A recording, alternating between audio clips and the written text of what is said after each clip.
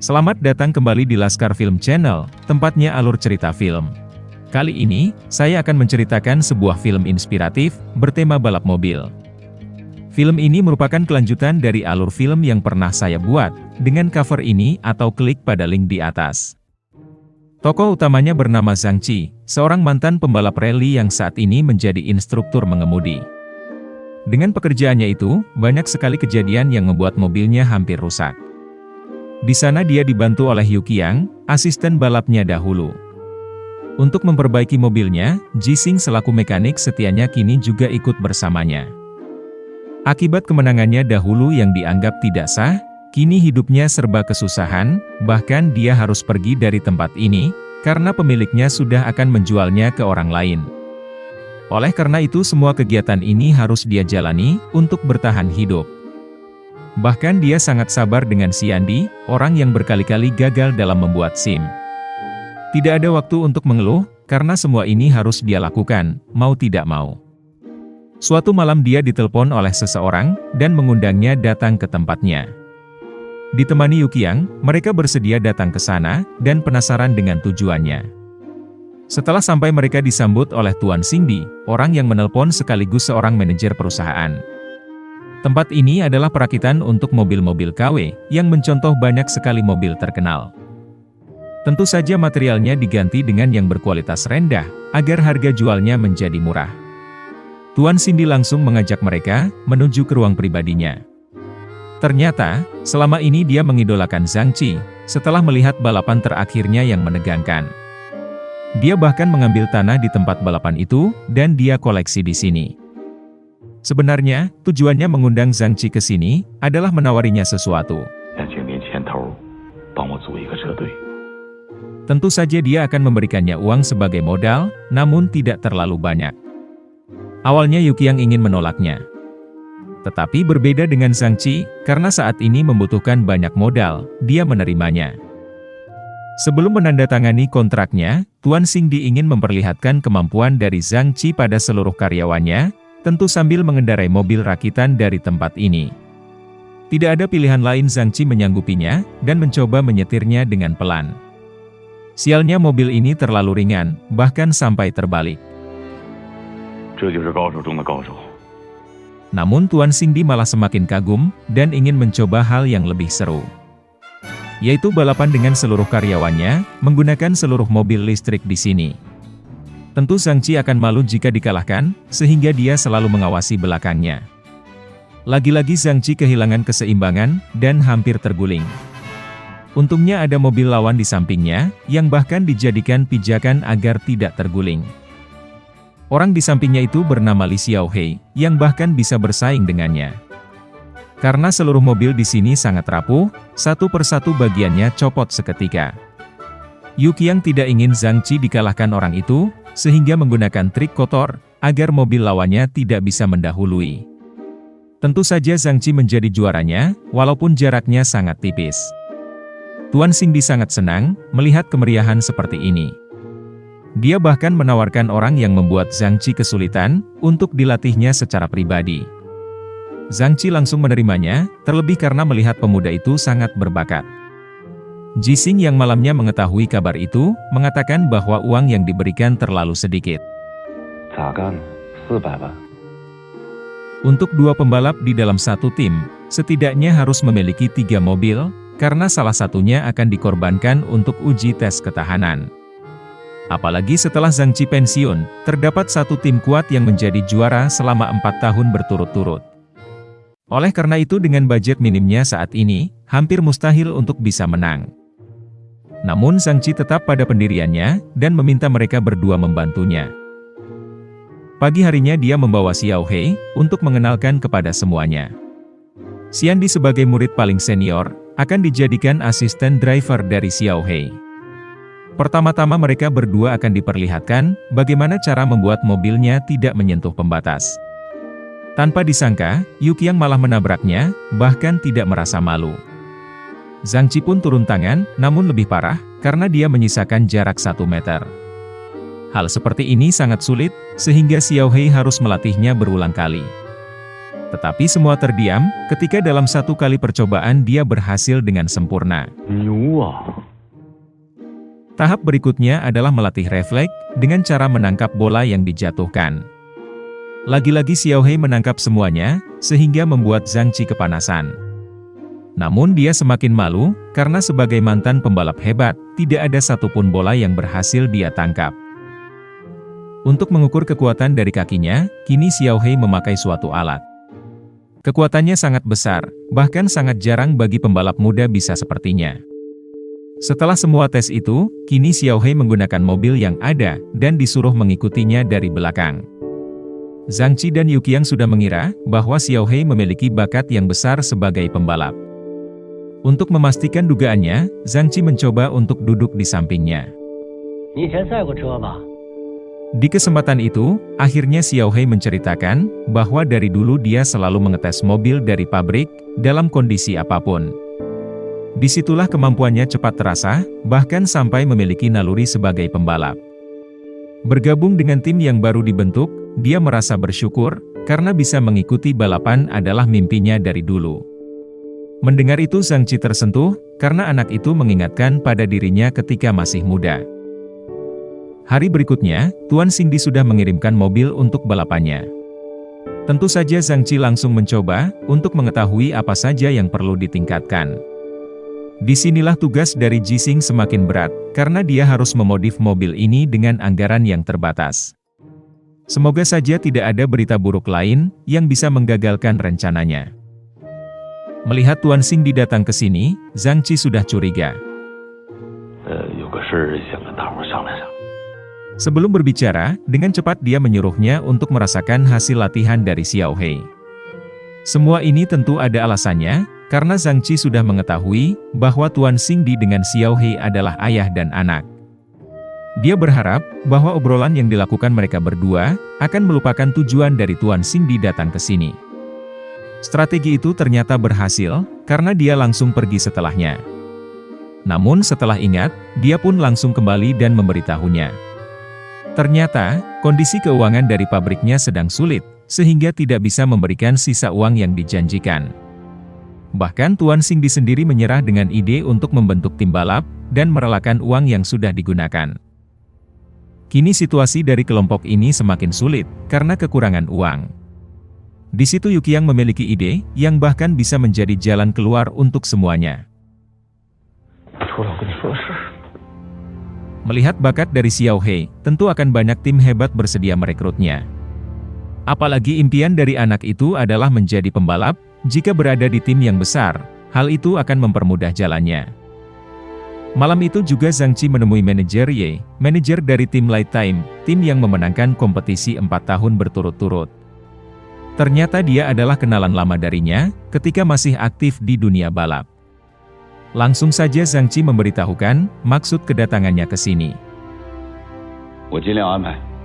Tentu mendengar ada bibit baru sebagai pembalap hebat, manajer Ye langsung bersedia menerima Xiao Hei di sini. Ketika pulang, Zhang Qi langsung memberitahukan kabar ini. Tentu saja, Xiao Hei langsung kaget mendengarnya. Namun, kepindahannya ini demi masa depannya. Apalagi manajer Ye berjanji akan menempatkannya sebagai pembalap, sehingga kesempatan ini harus dia manfaatkan saat ini juga. Pagi harinya sebelum berpisah, Xiao Hei seperti enggan pergi dari sana. Tetapi karena ini adalah keputusan dari mereka semua, dia pun pergi dengan wajah sedih. Ternyata perasaan itulah yang juga dirasakan Zhang Qi, karena keinginannya kembali ke dunia balap sudah tertutup rapat. Apalagi dia harus segera mengosongkan tempat ini, sehingga ingin menjual semua barang yang masih ada, untuk bertahan hidup. Saat ini, Xiao Hei sudah bergabung ke dalam tim Light Time. Berbeda dari bayangannya, dia hanya menjadi pesuruh dari para pembalapnya. Menyadari namanya tidak ada dalam daftar, dia pun langsung protes. Ternyata manajer Ye mengingkari janjinya, yang memang sengaja dilakukan. Sifat liciknya itu selalu dia gunakan, agar tim lain tidak bisa menyainginya selama 4 tahun ini. Mendengar kenyataan itu, Xiao Hei pun ingin kembali ke tempat Zhang Qi. Sebenarnya, Ketakutan dari manajer Ye adalah jika tim dari Zhang Qi bisa bangkit. Dia kemudian menelpon kenalannya bernama Tuan Liang, ketua dari komite balapan. Hubungan mereka cukup dekat, karena sering mengakali aturan balapan di belakang layar. Di sana manajer Ye meminta padanya, jika tim dari Zhang Qi mendaftar balapan, agar dipertemukan dengannya ketika uji coba ketahanan mobil. Tentu saja semua bisa diatur, tanpa orang lain menyadarinya. Kembali ke tempat Zhang Qi, saat ini dia masih meratapi nasibnya. Akibat kecelakaannya dahulu, rasa trauma membuat kemampuan balapnya menghilang. Jika terus seperti ini, hidupnya akan penuh dengan penyesalan. Oleh karena itu dia ingin menghilangkan traumanya, dengan mencoba adrenalin yang serupa. Langsung saja mobilnya melaju dengan cepat, namun sayang, dia kehilangan kendali di tikungan. Mobilnya sampai terbalik, dan dia terjebak di dalam.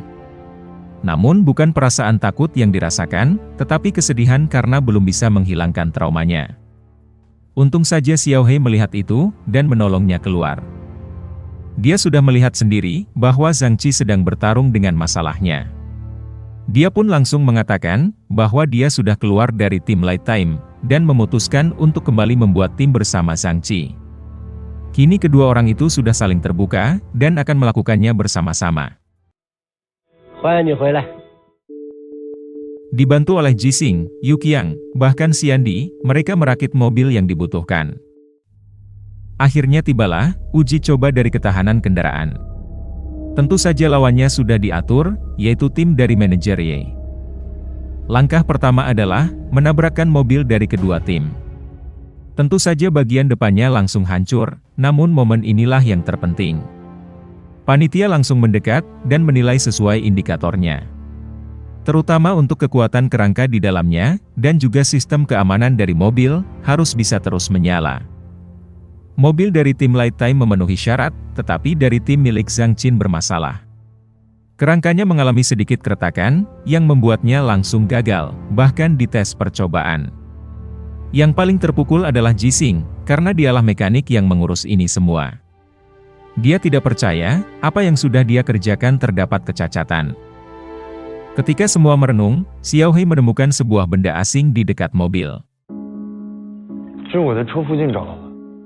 Tentu semua sadar, bahwa benda ini bukan berasal dari mobil mereka, dan merupakan benda yang dilarang panitia. Akhirnya mereka kembali menemui panitia, dan menuduh bahwa tim Light Time yang menggunakan benda ini.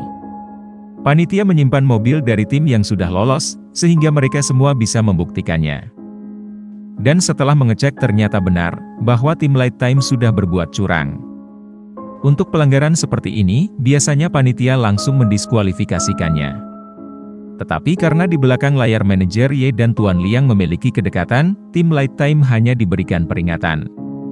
Bahkan dia memberikan kedua tim kesempatan, melakukan uji coba untuk kedua kalinya. Sayangnya tim dari Zhang Qi tidak memiliki mobil cadangan, untuk melakukannya.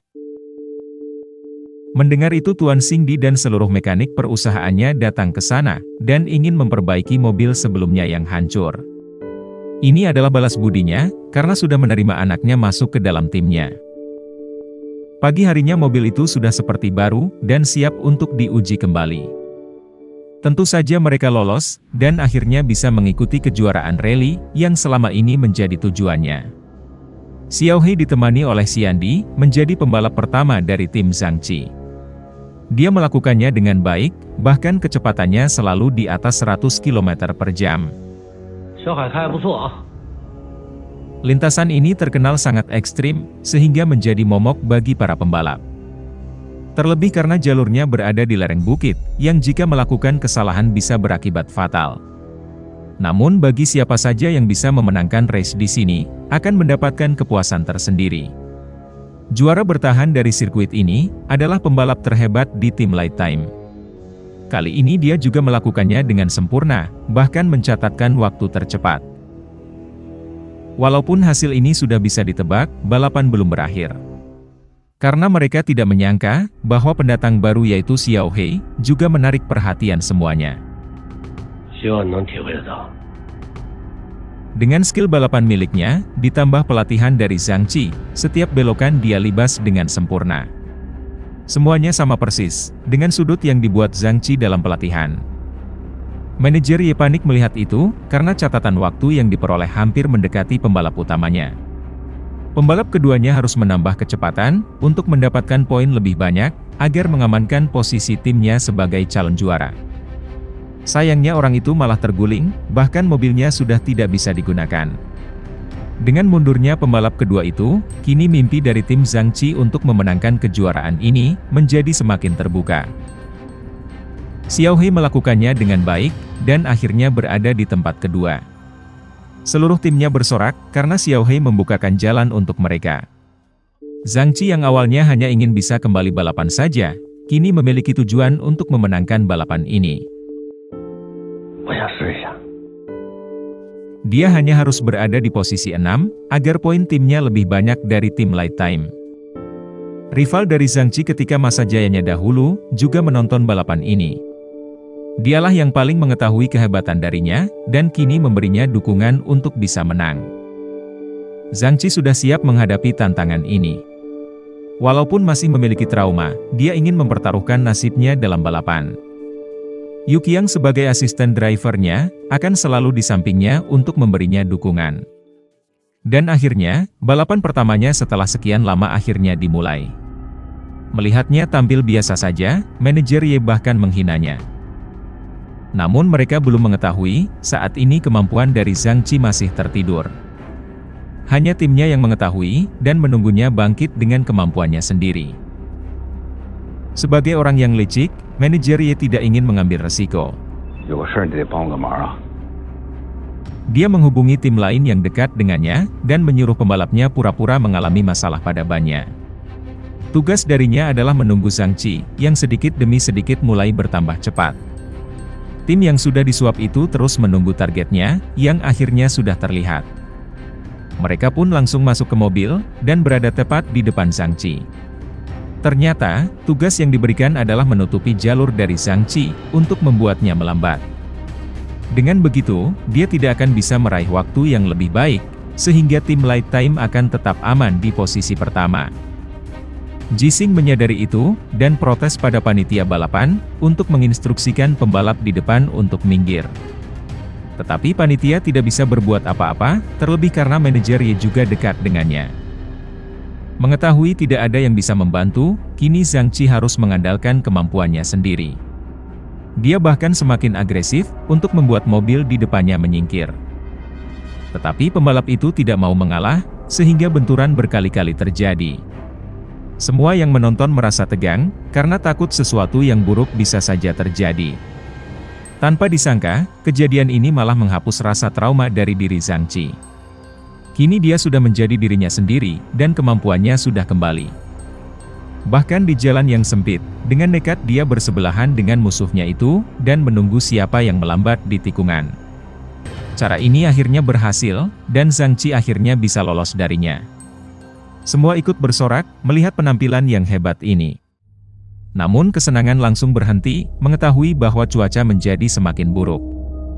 Sebuah badai akan datang, dan pembalap yang masih di lintasan harus berhati-hati. Tentu semuanya akan melambat, kecuali Zhang Qi. Dia memiliki tujuan yang ingin diraih, sehingga harus tampil maksimal di segala situasi. Dengan jarak pandang yang pendek, Zhang Qi harus bisa menyeimbangkan mobilnya. Tetapi badai ini sangat mengerikan, bahkan membuat suhu di sekitar menjadi sangat dingin. Radiator dan intercooler yang harusnya menstabilkan suhu, kini malah menjadi bumerang, yang menyebabkan mesinnya kurang panas. Menyadari kesempatan balapan seperti ini tidak datang dua kali, Zhang Qi tidak ingin menyerah. Karena tidak ada waktu untuk berhenti, dia terpikirkan sebuah ide. Dia mencari batu yang terlihat, dan menabrakkan mobilnya. Akibatnya radiator dan intercoolernya rusak, yang malah membuat mesin mobil ini kembali stabil, di kondisi yang sudah dingin. Kini kekuatannya sudah kembali, tetapi tidak dengan jari tangannya yang sudah beku. Oleh karena itu Yu Qiang ikut membantunya, dengan menggunakan tangannya. Karena mereka sudah bersama cukup lama, kerjasama yang dilakukan sangat sempurna, dan menerobos badai tanpa sedikit kesalahan. Hanya tim ini, yang berani melakukan hal nekat, bahkan mempertaruhkan nyawanya. Akhirnya badai pun sudah mereka lewati, dan kini saatnya menuntaskan jalur yang masih tersisa. Ketika sudah kembali tenang, Zhang Qi menyadari bahwa dia sudah ada di posisi ke-6. Dia tetap mempertahankan kecepatan ini, menuju garis finish. Namun mesinnya yang tanpa radiator, kini menjadi semakin panas. Dia harus cepat menyelesaikannya, sebelum mobil ini benar-benar berhenti. Oleh karena itu dia terus menambah kecepatannya, dan mempertaruhkan semuanya di sini. Dan akhirnya, penantiannya selama ini tercapai. Zhang Qi berhasil finish di posisi ke-6, sehingga tim ini mendapatkan poin terbanyak, dan dinyatakan sebagai juaranya. Seorang legenda balap yang terbuang, kini kembali membuktikan kemampuannya. Semua yang melihat, akhirnya mengakui kehebatannya. Selain Xiao He yang tampil cemerlang, Zhang Qi juga menunjukkan bahwa dia masih layak disebut sebagai pembalap hebat. Semua berakhir dengan indah, dan film pun selesai sampai di sini. Ketika kita sudah bekerja keras, kadangkala kesempatan tidak juga kunjung datang, walaupun sudah dicoba berkali-kali. Tetapi selalu ingat, jika kesempatan itu tiba-tiba muncul, manfaatkanlah dengan baik, karena tidak akan datang untuk kedua kalinya. Semoga penonton sekalian menikmatinya. Dan tak lupa bantuannya untuk komen sebanyak-banyaknya, like, share, subscribe channel ini, dan tekan tombol loncengnya. Karena hanya dengan kalian, channel ini bisa berkembang. Sekian dan terima kasih, sampai jumpa di film menarik berikutnya.